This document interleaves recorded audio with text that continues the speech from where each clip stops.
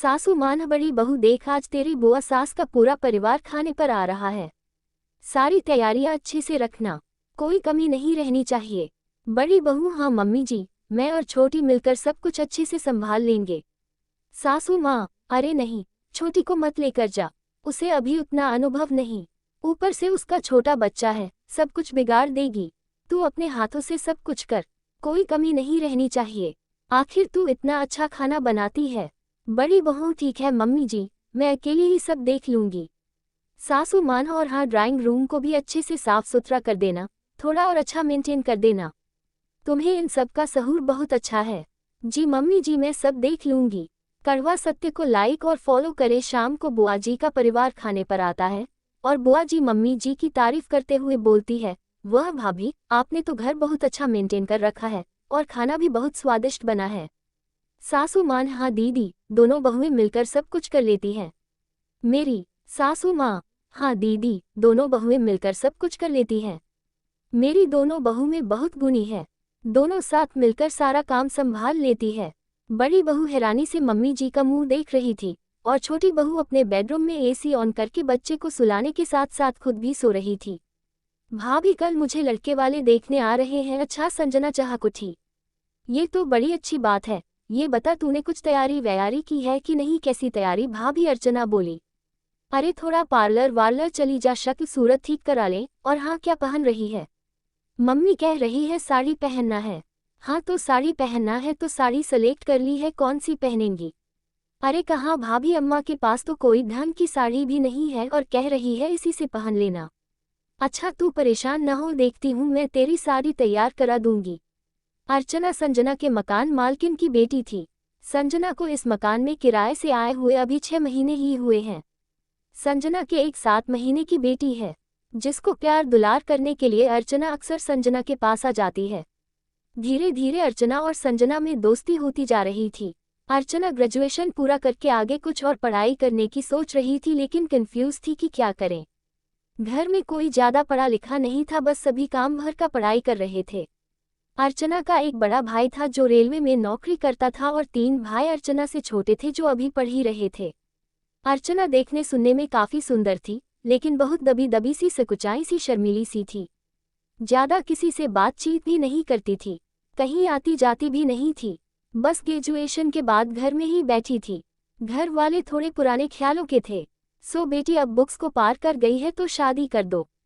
उसको अभी आगे पढ़ने का मन है, लेकिन वो कुछ निर्णय नहीं ले पा रही थी। इधर जब से संजना घर में रहने आई है, अर्चना को एक दोस्त मिल गया है। थी भी दोनों हम उम्र, संजना और अर्चना में 4-5 साल का ही अंतर होगा। अर्चना धीरे धीरे संजना से घुलने मिलने लगी थी और बातें भी होने लगी थी। आज जब अर्चना को पता लगा कि लड़के वाले देखने आ रहे हैं तो वो काफी घबरा रही थी। मन की उलझन किससे कहे, सो संजना से कह बैठी। फुर्सत होकर संजना ने एक सुंदर सी साड़ी अर्चना के लिए निकाली और ब्लाउज अर्चना की फिटिंग का करा के रख दी। लो अर्चना, कर यही साड़ी तुम पहनना और जरा तैयार हो जाओ, अभी हम लोग पार्लर चल रहे हैं। अरे क्या भाभी, छोड़ो, अर्चना बोली। क्यों छोड़ो, जल्दी तैयार हो जाओ, गुड़िया को अम्मा के पास छोड़ देंगे। गुड़िया को आंटी के पास छोड़कर अर्चना और संजना पार्लर गई। वहां अर्चना का थोड़ा सा बाल वगैरह सेट कराया, आईब्रो ठीक कराई। वैसे अर्चना रूप रंग में तो सुंदर तो थी ही। दूसरे दिन लड़के वाले अपने तय समय पर आ गए। संजना ने अर्चना को अपनी साड़ी पहनाई और सलीके से तैयार करके ले गई। ना करने की तो कोई गुंजाइश ही नहीं थी। लड़के वालों ने हाँ कर दी और आगे पढ़ाने का आश्वासन भी दिया। लगता विनीत इंजीनियर था। सबके जाने के बाद अर्चना संजना के गले से लिपटकर धन्यवाद करने लगी। धन्यवाद किस बात का अर्चना, तुमने मुझे अपना समझकर सारी बातें बताई थी तो मेरा भी तो फर्ज बनता था न ये सब करने का। मेरी छोटी बहन की तरह हो तुम।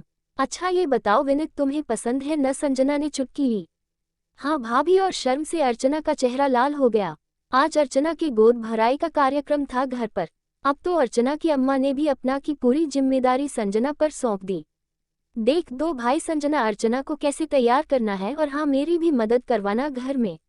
घर में और तो कोई महिला है नहीं, अर्चना ही कराती थी तो आज उसका काम है, इसलिए तुम्हें करना है। और नाश्ता वगैरह कैसे और किन प्लेटों में लगाना है और क्या जरूरत है सब देख लो। हाँ हाँ आंटी, आप फिक्र न करें, मैं सब देख लूंगी। संजना ने अपनी बनारसी साड़ी अर्चना को पहनाई और थोड़े अपने जेवर भी पहनाए। हल्के फुल्के मेकअप से ही अर्चना का रूप रंग निखर आया था। संजना ने देखा आंटी के घर पर प्लेटें वगैरह कुछ ठीक नहीं थे तो संजना ने अपना कांच का सेट निकाला और खूब अच्छे से सारी तैयारी कर दी। आज तो आंटी भी संजना की तारीफ कर रही थी। 3 महीने के बाद की शादी की डेट निकाली गई। शादी भोपाल से होनी थी। अर्चना संजना के पीछे पड़ गई कि भाभी शादी में आपको भोपाल चलना ही है। आपके बिना मैं शादी नहीं करूंगी। तो क्या मुझे भी ससुराल साथ ले जाएगी? संजना ने अर्चना से ठिठोली की। अच्छा बाबा चलूंगी भोपाल, चिंता मत कर। अब घर के कपड़े सामान से लेकर लड़के वालों को देने के लिए कपड़े वगैरह सब कुछ में संजना से राय ली जाती। अर्चना की साड़ियाँ जेवर सब संजना को दिखाकर फाइनल किया जाता। अर्चना की बारात दरवाजे पर लग रही थी। बारात में काफी महिलाएं थीं जिनकी अगवानी के लिए अर्चना की तरफ से कोई भी महिला आगे नहीं आ रही थी। सब घूंघट की ओर से दूर खड़े होकर देख रही थी। अम्मा ने कहा, संजना जरा तुम जाकर देखो जो औरतें बारात में आए हैं। संजना ने खुशी खुशी सब संभाल लिया था। बाराती महिलाएं संजना से पूछती, आप अर्चना की कौन है? अब संजना क्या बताएं कि मैं कोई अर्चना की रिश्तेदारों नहीं हूँ, लेकिन अर्चना और उसके परिवार से मेरा दिल का रिश्ता है।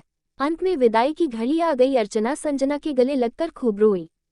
संजना भाभी आप न होती तो कुछ भी ठीक से न होता। नहीं ऐसी बात नहीं है अर्चना, जाओ खुशी खुशी अपने घर जाओ। देखो विनीत तुम्हारा कितनी बेसब्री से इंतजार कर रहा है। धन्यवाद भाभी, अर्चना बोली। धत पगली, धन्यवाद कहेगा तूने मुझे? भाभी कहाँ है ना, तू तो मेरी छोटी बहन है। बस भाभी को याद करती रहना भूलना नहीं। आज अर्चना अपने ससुराल में बहुत खुश है। बराबर फोन पर अर्चना और संजना की बात होती रहती है। अर्चना कहती है, हमारे ससुराल में सब कहते हैं तुम्हारी मुंह बोली भाभी तुम्हारी रिश्तेदारों नहीं थी तब भी कितना ख्याल रखा था, सुनकर बहुत अच्छा लगता है मुझको। आज अर्चना की शादी के 25 साल हो गए। संजना फिर एक बेटे की भी मां बन गई थी। आज उसी बेटे की शादी थी। अर्चना इस समय सूरत में है और वहां से संजना के बेटे की शादी में आई हुई है। सच में किसी किसी से आपका खून का रिश्ता न होते हुए भी दिल का रिश्ता जुड़ जाता है। जहां दिल जुड़ जाए वहां खून के रिश्ते भी बेमानी हो जाते हैं। धन्यवाद।